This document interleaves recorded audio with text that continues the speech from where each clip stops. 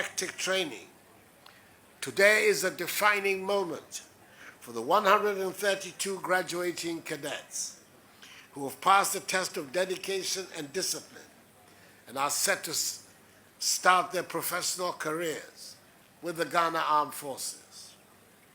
Congratulations are therefore very much in order. I congratulate also your families, friends and well-wishers for their support, which has now borne fruit.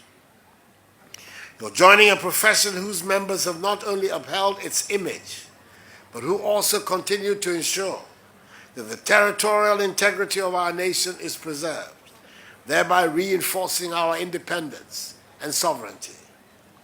In order to execute your onerous obligations, the motto of the Academy, service, devotion, and sacrifice, must always be your guiding principle.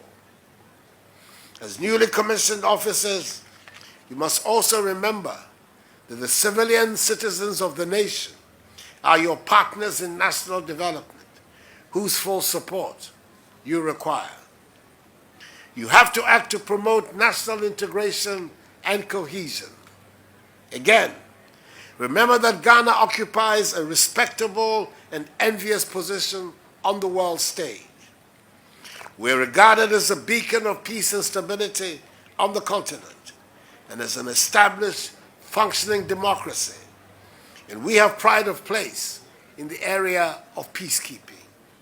You are thus to guard yourselves against acts that are likely to bring the name of our beloved country and the image of the Ghana Armed Forces into disrepute.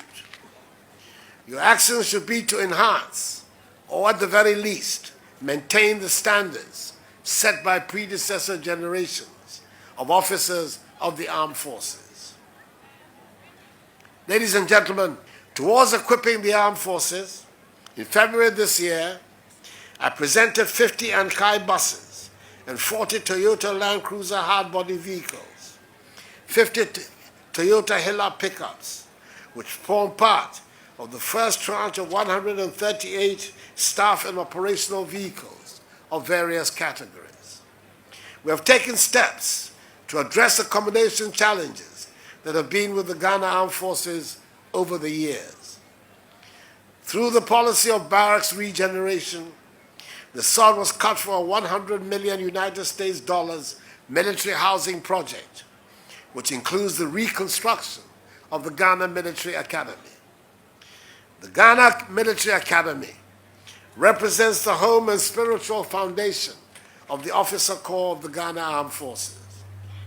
Thus, in line with efforts to transform it into a world-class institution, the project will see the construction of an administration office block with 48 offices and conference rooms. There will also be a two-story, 240-capacity classroom block and an auditorium with a 640 seating capacity. We live in a constitutional democracy which has taken the blood and sacrifices of several generations of Ghanaian patriots to establish.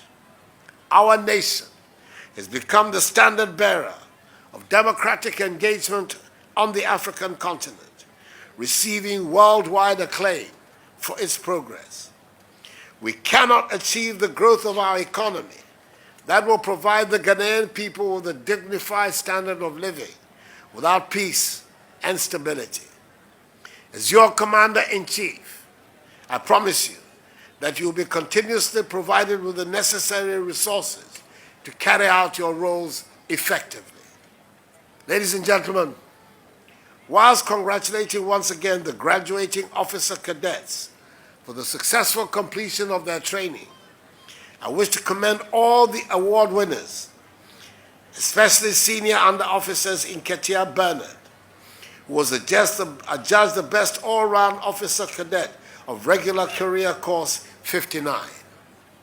I wish the graduates all the best and God's protection wherever the call of duty sends them. May I now respectfully request all of you to rise for the conferment of the Presidential Commission on the Graduating Officer Cadets.